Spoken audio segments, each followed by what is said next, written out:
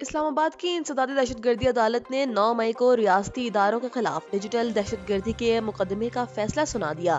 عدالت نے عادل راجہ، حیدر مہدی، وجاہت سعید، صابر شاکر اور موہت پیرزادہ کو 2 بار عمر قید کی سزا سنا دی۔ عدالت نے ملزمان کو دیگر دفعات کے تحت مجموعی طور پر 35 سال قید اور 15 لاکھ روپے جرمانے کی سزا بھی سنا دی۔ مقدمے کا فیصلہ انسدادی دہشت گردی عدالت کے جج طاہر عباس سپرا نے محفوظ فیصلہ سناتے ہوئے دیا۔ پروسیکیوشن کی جانب سے عدالت میں 24 گواہان پیش کیے گئے، جبکہ عدالت نے قانون کے تحت ملزمان کی غیر موجودگی میں ٹرائل مکمل کیا۔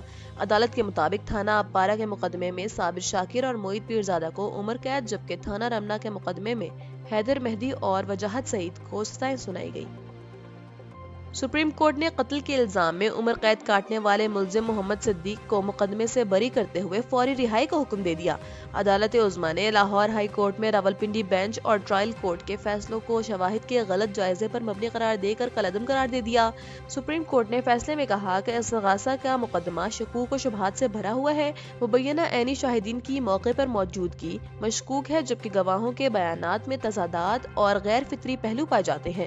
عدالت کے مطابق FIR کے اندراج میں تاخیر اور پوسٹ مارٹم میں غیر وضاحتی تاخیر نے بھی استغاثہ کے موقف کو کمزور کیا۔ سپریم کورٹ نے قرار دیا کہ قتل کا محرک ثابت نہیں ہو سکا اور برآمدگی اور فورینزک شواہد براہ راست ناقابل اعتماد شہادت کے بغیر مؤثر نہیں ہوتے۔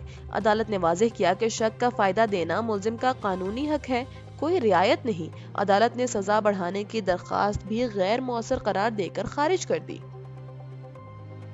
سندھ حکومت نے شفافیت اور نگرانی کو مؤثر بنانے کے لیے آئندہ تمام سرکاری ترقیاتی منصوبوں کی لوکیشن کی تصدیق GPS سسٹم کے ذریعے کرنے کا فیصلہ کر لیا۔ یہ فیصلہ وزیر منصوبہ بندی اور ترقی سندھ جام خان شورو کی زیر صدارت چیئرمین PND کے دفتر میں ہونے والے اہم اجلاس میں کیا گیا، جس میں چیئرمین PND سید نجم احمد شاہ اور دیگر متعلقہ افسران شریک ہوئے۔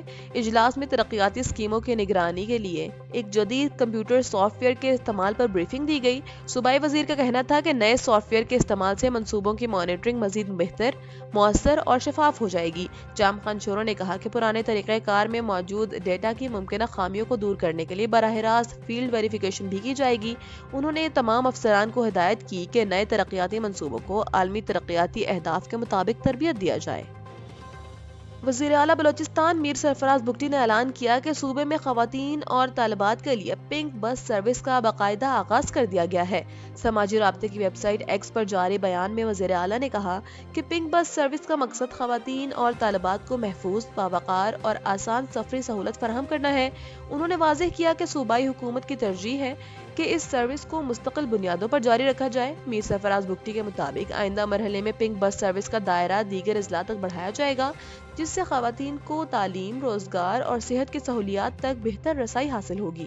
وزیر اعلیٰ نے کہا کہ خواتین کے لیے محفوظ ٹرانسپورٹ نظام حکومت کے اصلاحاتی ایجنڈے کا اہم حصہ ہے اور بلوچستان میں خواتین کو بااختیار بنانے کے لیے عملی اقدامات کا سلسلہ جاری رہے گا۔ وفاقی کابینہ آج ہونے والے اہم اجلاس میں نئی قانون سازی کی منظوری دے سکتی ہے، جس کے نتیجے میں آج اسلام آباد میں بلدیاتی انتخابات ایک بار پھر ملتوی ہونے کا امکان پیدا ہو گیا ہے۔ اجلاس میں کابینہ کمیٹی کے فیصلوں کی توثیق کی جائے گی، جبکہ وفاقی دارالحکومت میں متبادل بلدیاتی نظام متعارف کرانے کی تیاریوں پر بھی غور کیا جائے گا۔ مجوزہ قانون کی منظوری کی صورت میں 15 فروری کو شیڈول بلدیاتی انتخابات ملتوی ہو سکتے ہیں، جس سے انتخابی عمل مزید تاخیر کا شکار ہونے کا خدشہ ہے۔ نائب وزیر اعظم اور وزیر خارجہ سینیٹر محمد اسحاق ڈار نے چین کے آئندہ دورے کی تیاریوں کے سلسلے میں ایک اہم بریفنگ سیشن کی صدارت کی، جہاں 7ویں پاک چائنا وزرائے خارجہ اسٹریٹجک ڈائیلاگ کی تیاری، ایجنڈے اور عبوری پروگرام پر تفصیلی غور کیا گیا۔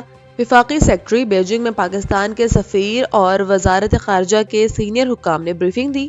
اسحاق ڈار نے پاک چین تعلقات کی اسٹریٹجک اہمیت پر زور دیتے ہوئے ہدایت کی کہ ایسے عملی نتائج کو ترجیح دی جائے جو دونوں ممالک کے آل ویدر اسٹریٹجک تعاون کو مزید مضبوط بنائے۔